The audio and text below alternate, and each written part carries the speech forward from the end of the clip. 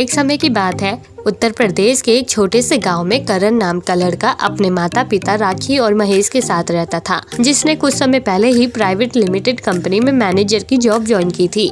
इसी तरह तीनों एक दूसरे के साथ खुशहाल जीवन व्यतीत कर रहे थे।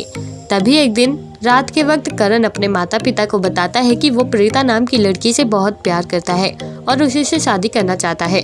पर जब ये बात राखी ने सुनी तो वो बेहद ज्यादा हैरान रह गई, क्योंकि राखी पहले ही करण के लिए माहिरा नाम की लड़की को पसंद कर चुकी थी और उनसे वादा कर चुकी थी कि वो अपने बेटे की शादी माहिरा से ही करवाएगी। तभी करण कहता है कि मम्मा, आपने मुझसे पूछा भी नहीं, बेचारी प्रीता का क्या होगा, मैं उससे क्या कहूँगा। लेकिन अगले दिन ही करण अपनी माँ की बात मानते हुए प्रीता को सब सच बता देता है। इसी बीच प्रीता करण से कहती है कि मुझे तुम्हें पाने के लिए किसी से भी लड़ना झगड़ना पड़े, मैं सब करूँगी। यही कहकर प्रीता करण के साथ उसके घर पहुंचती है।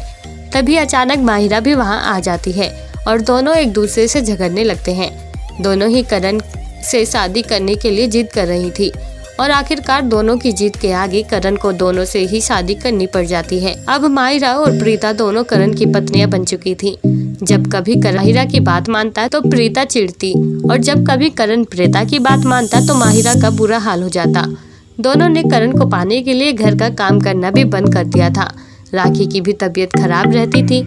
इसी वजह से अब बेचारे दो पत्नियों का मारा करण को ही घर का सारा काम करना पड़ता था, जिस पर तो कभी कभी उसकी दोनों ही पत्नियां हाथ तक उठा दिया करती थी। लेकिन बेचारे करण को समझ ही नहीं आ रहा था कि वो घर में रहकर अपनी दोनों पत्नियों का ख्याल रखे या फिर जॉब पर जाए। तभी एक दिन करण चोरी छुपे अपना सामान पैक करता है और घर से भाग जाता है और करीब एक हफ्ते तक घर वापस नहीं लौटता। करण के इस तरह से घर छोड़कर भाग जाने से माहिरा और प्रीता दोनों ही परेशान रहने लगती हैं। उन्हें समझ नहीं आ रहा था कि घर में करण ही नहीं हुआ जिसे पाने के लिए वो झगड़ रही हैं, तो कैसे चलेगा। इसलिए दोनों ही अपना सामान पैक करती हैं और अपनी सासू माँ के पास जाकर कहती है कि माँ जी, हमें माफ़ कर दीजिए, हम इस घर को छोड़कर जा रहे हैं और कुछ दिनों में यहाँ डिवोर्स पेपर भी आ जाएंगे। अगर करण वापस घर लौटता है तो उसे कह देना कि उसमें साइन करके हमें तलाक दे दे और अपनी ज़िंदगी की एक नई शुरुआत कर ले। और यही कहकर दोनों घर से जाने लगती हैं। तभी अचानक वहाँ करण दस्तक देता है और दोनों को जाने से रोकते हुए कहता है कि क्या तुम दोनों साथ में खुशी खुशी नहीं रह सकती? अब हम शादी के साथ बंधन में बंध चुके हैं। ऐसे में डिवोर्स लेकर एक दूसरे से अलग होने से हम तीनों की भी जिंदगी बर्बाद हो जाएगी।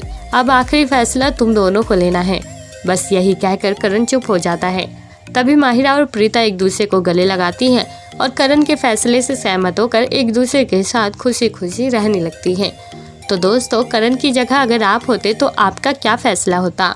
आप हमें कमेंट बॉक्स में कमेंट करके ज़रूर बताएं और साथ ही ऐसी और दिलचस्प कहानियाँ सुनने के लिए आप हमारे चैनल को सब्सक्राइब करना ना भूलें।